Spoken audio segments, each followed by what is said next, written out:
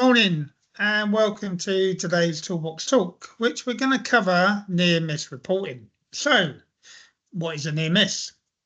So, a near miss is an unplanned event that did not result in injury or damage, but had the potential to do so.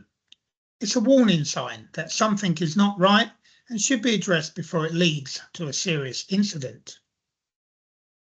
So, why report near misses? Well, prevention, identifying the risk before someone gets hurt. For improvement, so helps improve safety procedures and the site. There is a legal compliance, which supports our obligation under UK health and safety law. So, for example, the Health and Safety at Work Act. And learnings, allow the team to learn from mistakes without waiting for injuries. I'm now going to go through a few examples of near-miss reporting. So if we look at working at height. So an example could be a worker climbs scaffolding without attaching their harness. They slip but catch themselves on a handrail.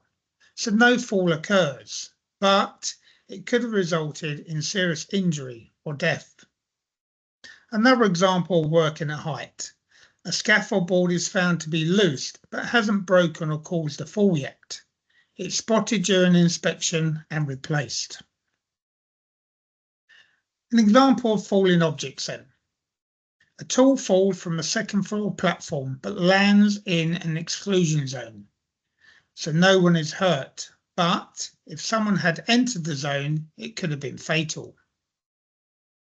Bricks stored on the edge of a scaffold are blown off by a strong wind, but doesn't hit anyone. Examples then of trips, slips and falls. A labourer trips over a trailing cable, but regains balance before falling. The cable wasn't secure or highlighted. Rainwater collects near an entrance. A worker slips slightly but doesn't fall. The area was not gritted or signposted.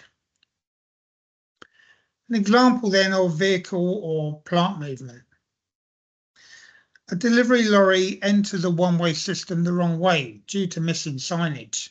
No collision occurs, but this is still a risk was high. A reversing telehandler comes within inches of a worker walking through the site. Why? The banksman was distracted. Electrical hazards. A worker goes to plug in a tool and notices the socket is sparking. No one is shocked or injured, but there was potential for electrocution. Manual handling.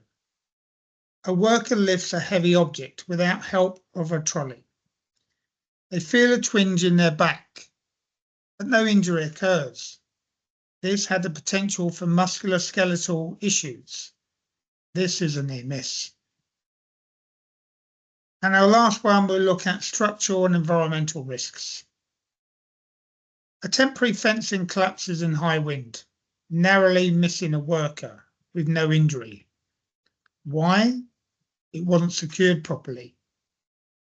And a trench collapses overnight, but no one is working inside.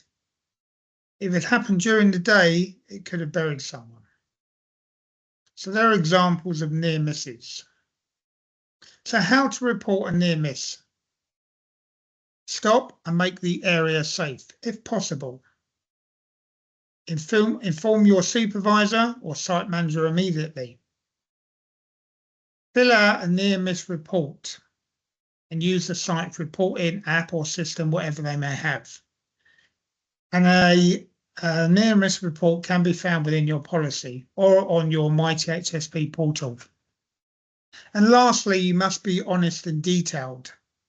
It's not about blame, it's about learning from these near misses so we do not prevent an accident which could cause harm. There are common reasons why people don't report near misses. It could be no one was hurt, so it doesn't matter. Or I don't want to get anyone in trouble. Or it takes too much time. So these are common reasons.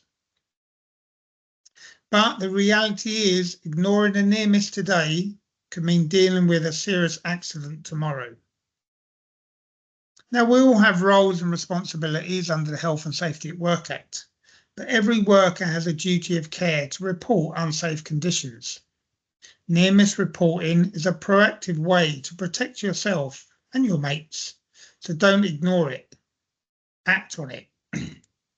And lastly, if you take away anything, a near miss today is a serious accident tomorrow, unless we all act. Thank you for your time.